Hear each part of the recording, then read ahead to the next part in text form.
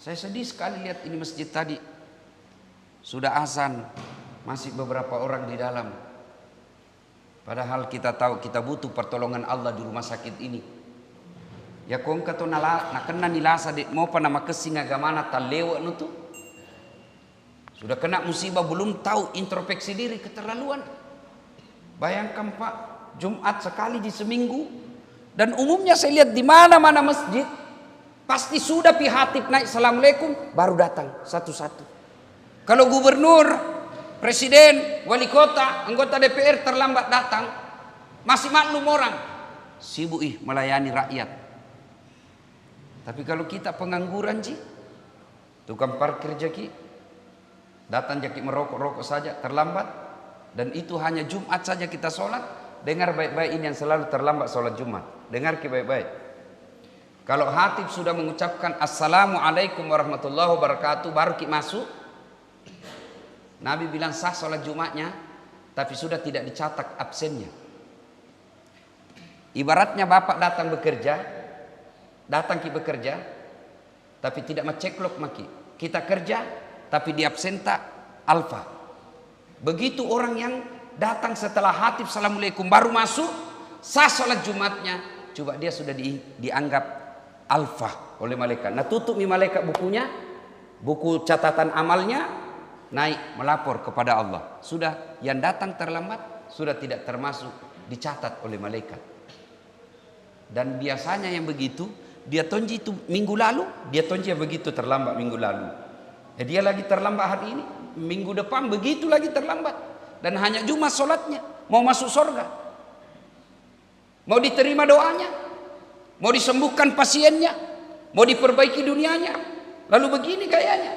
Inilah yang disebut kau bukan orang bertobat.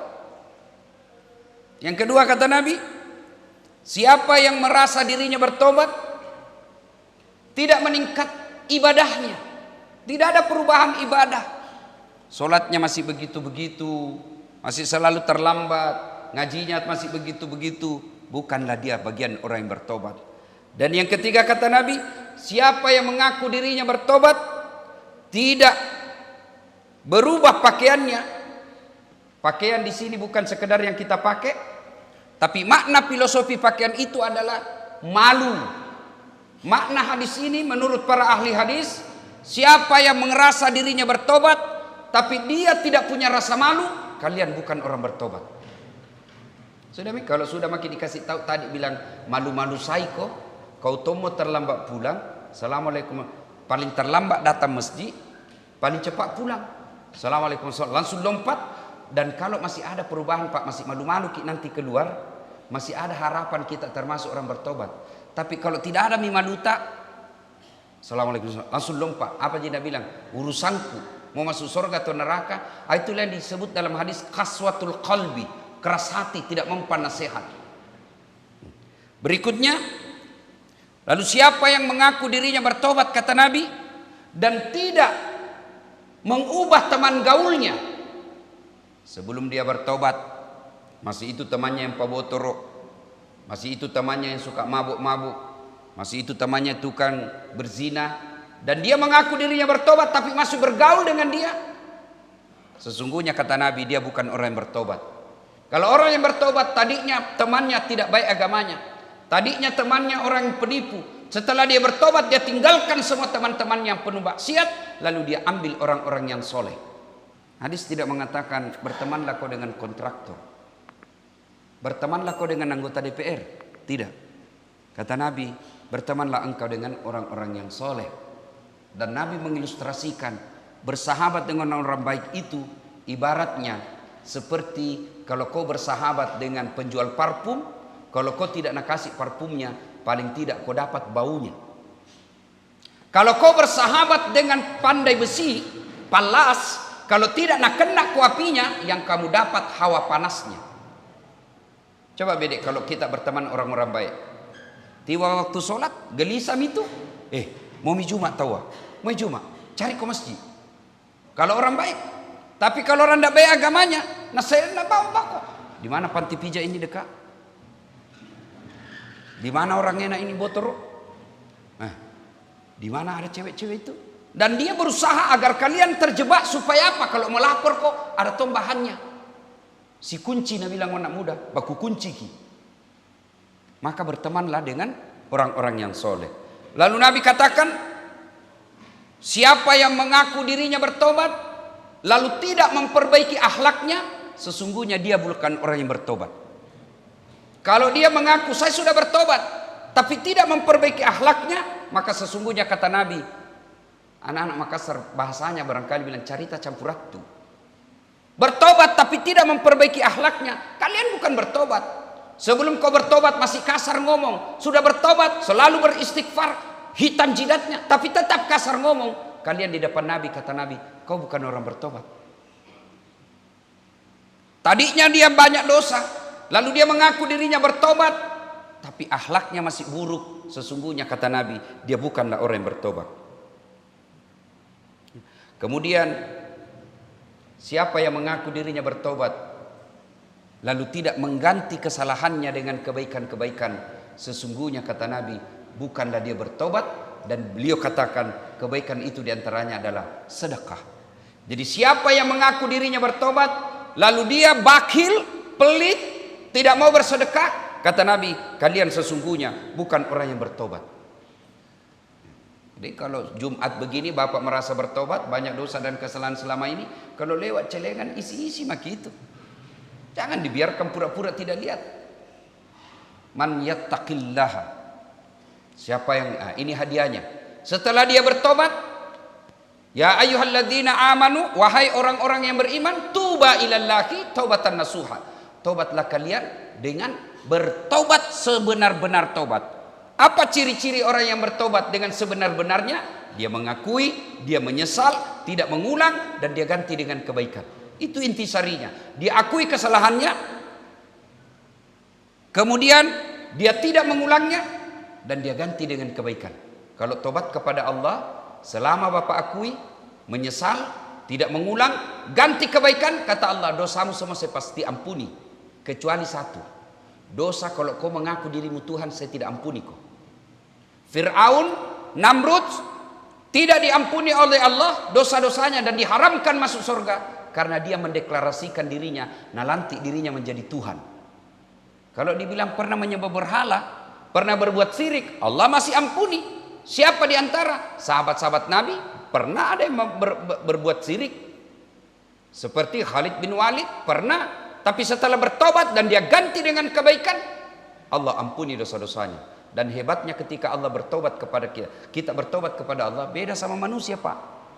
Bapak datang minta maaf sama saya, Dasat, maafkan Kak. Kenapa? Saya dulu curi motormu. Saya maafkan kau, tapi kasih kembali dulu semua motorku. Sudah kembali motor, jangan kau lewat depan rumahku, saya tidak suka lihat mukamu. Allah tidak. Bapak banyak dosa, datang membawa dosa, penuh langit dan penuh bumi. Dalam hadits qudsi Allah jelaskan, malopo dosamu dan pengekut lebih malopo, Pak. Besar dosamu, ampunanku jauh lebih besar daripada dosamu. Kau datang dengan bertobat, dengan berjalan, aku menyambutmu dengan berlari. Dosamu penuh langit dan bumi, ampunan dan permohonan maafku jauh lebih besar daripada dosamu. Allah katakan, berapa tong itu dosamu?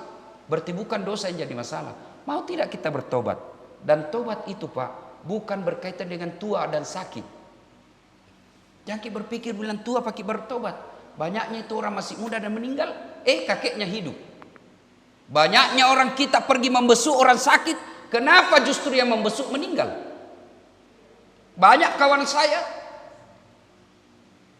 bapaknya yang sakit, berbulan-bulan sakit, anaknya tiba-tiba meninggal. Dan biasanya kita kalau merasa muda sehat, tidak mau bertobat. Padahal tobat bukan berkaitan umur dan kesehatan. Tobat berkaitan dengan dosa. Dan siapa manusia yang tidak punya dosa? Nah, berikutnya, setelah kita bertobat, tentu ada hadiah. Sebagai pemenang, ada kasih hadiah. Apa hadiahnya? Allah memberikan jalan keluar dari segala kesulitan. Man yattaqillaha yaj'allahu mahraja. Allah angkat derajatnya. Wa yarzuqhum min haitsu la yahtasib. Allah bukakan jalan keluar dari segala persoalan-persoalannya. Jadi kalau selama ini ada masalah dalam hidup kita, apakah berkaitan rumah tangga, berkaitan dengan pekerjaan, berkaitan dengan karir kita, berkaitan dengan kehidupan bermasyarakat, kenapa selalu ada masalah? terlalu banyak dosa. Mari segera bertobat. Itu janji Allah. Kalau kau bertobat, saya kasih kau jalan keluar yang kau tidak sangka-sangka. Saya angkat derajatmu dan saya tambah rezekimu. Jadi kalau agak susah-susah kita rasa hidup ini, segeralah bertobat. Dan tobatnya salah satu diantaranya tobat bilizan, memperbanyak istighfar. Astaghfirullahaladzim adzim wa atubu ilaihi la ilaha illa anta subhanaka inni kuntu minadz zalimin. Itu yang pertama, tobat lisan. Yang kedua caranya melasimkan salat sunat taubat 2 rakaat sampai 6 rakaat. Kapan pelaksanaannya? Selesai salat maghrib menunggu isya. 2 rakaat salam, 2 rakaat salam, 2 rakaat salam. Boleh 2 rakaat, boleh 6 rakaat. Sudah itu Allah kasih rezeki, maka bersedekahlah, bantu orang. Kesalahan-kesalahan yang pernah kita lakukan kita ganti dengan kebaikan. Itu kalau dosa kepada Allah. Sementara dosa kepada sesama manusia syaratnya menjadi 6. Minta maaf sama yang bersangkutan. Kalau berkaitan dengan barang, misalnya kita pernah ngambil barang rumah sakit, mengakui dulu di Pak Direktur, sudah itu kembalikan barang itu. Selama barang itu tidak kembali, selama itu tobatnya tidak akan sah. Dan bahayanya kalau berkaitan dengan barang, di padang mahsyar kelak ketika kita dikumpul, yang kata Nabi padang mahsyar itu seolah-olah panasnya matahari tinggal 1 jengkal, ngantri kita untuk dipanggil di loket, karena 1 di loket nanti di akhirat, mengantri sambil menunggu giliran kita diadili. Dipikul itu yang barang-barang pernah diambil. Oh, pantas sila meja operasi di rumah sakit, ternyata kau yang ambil. Oh, pantas sila laptop di rumah sakit, semua yang pernah kita ambil disuruh pikul. Sebelum itu terjadi, wala tai'asu min rauhillah, kata Allah. Jangan kau putus asa. Segeralah bertobat. Innallaha yuhibbut tawwabina. Allah mencintai orang-orang yang bertobat. Dan mari bertobat, karena tobat itu bukan berkaitan umur dan penyakit. Tobat itu berkaitan dosa, dan setiap kita pasti memiliki dosa. Memulailah cara tobat kita itu dengan selesai sholat Jumat ini, jangan langsung pulang. Berdoa dulu, mudah-mudahan Allah mudahkan hidup kita, dan Jumat depan kita wujudkan lagi tobat kita itu. Datang lebih awal dan pulang tidak lebih cepat, tetapi kita berdoa sejenak, meminta pertolongan Allah. Kalau Allah yang kabulkan doa kita, tidak ada yang mustahil di sisi Allah. Demikian, semoga ada manfaat. Lebih dan kurangnya mohon dimaafkan. Barakallahu li wa lakum wa izza'il mu'minin. Innahu wal ghafurur rahim.